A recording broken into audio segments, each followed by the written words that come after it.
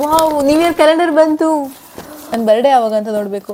But I god, Sunday ಬರೆದಿದ್ರೆ ಸಾಕು. ಯಾರು ನನ್ನ ಬರ್ತ್ಡೇ ವೀಕ್ ಡೇಸಲ್ಲೇ ಬರಲಿ, ರಜೆ ಇರಬಾರ್ದು ಆ ದಿನ.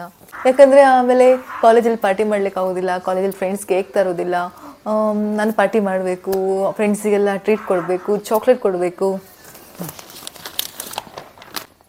ಎಸ್, ಇಲ್ಲೇ ನನ್ನ ಬರ್ಡೇ.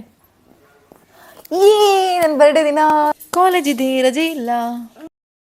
ಓ, ನ್ಯೂ ಇಯರ್ ಕ್ಯಾಲೆಂಡರ್ ಬಂತು.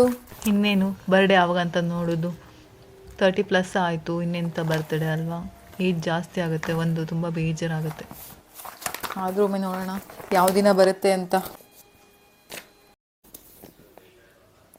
ಬೇರೆ ವೀಕೆಂಡ್ ಬರಲಿ.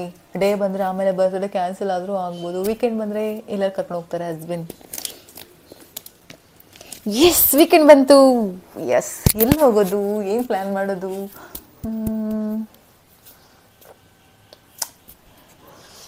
ಎಲ್ಲರೂ ಆಚೆ ಹೋಗ್ಬೇಕಪ್ಪ, ಪಾರ್ಟಿ ಮಾಡಬೇಕು ಬರ್ತಿರೋದು. ಅಯ್ಯೋ, ಇದನ್ನು ನೋಡೋಣ ಅಂದರೆ ಗೋವಾದಲ್ಲಿ ಕ್ಯಾಲೆಂಡರ್ ಬೇರೆ ಹಿಂದಿಲಿ ಕೊಟ್ಟಿದ್ದಾರೆ ಕರ್ಮ. ಫಸ್ಟಿಂದ ಬೇರೆ ಕೌಂಟ್ ಮಾಡಿ ಬೇರೆ ನೋಡಬೇಕು. ಹಿಂದಿ ಏಕ್ತು ಅಂತೀನಿ, ಬೇರೆ ಸ್ಕೂಲಲ್ಲೇ ಬಿಟ್ಟು ಬಂದಿದ್ದೀನಿ ಅನಿಸುತ್ತೆ.